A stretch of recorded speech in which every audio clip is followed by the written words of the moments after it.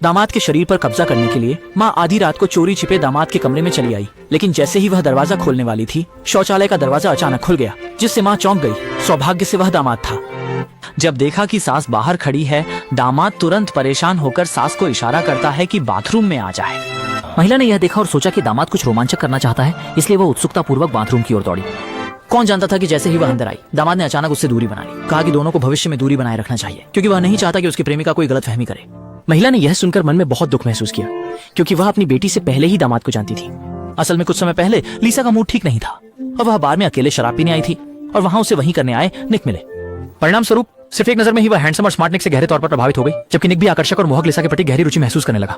लेकिन थोड़ी ही देर में एक दूसरे को पसंद करने वाले दोनों लोग बहुत ही खुशमिजाज बातचीत करने लगे, लेकिन उनके एक दूसरे को देखने का नजरिया अनजाने में ही कम हो गया। अंततः शराब के असर में उन्होंने एक सुंदर रात गुजारी। उस दिन के बाद दोनों लोग बीच बीच में मिलते रहते थे। वे साथ में शराब पीते थे और एक दूसरे को जीवन की परेशानियों के बारे में बताते थे। दोनों एक दूसरे के साथ समय बहुत अच्छे से बिताते थे, क्योंकि एक दूसरे के सामने उन्हें कोई मुखौटा पहनने की आवश्यकता नहीं थी।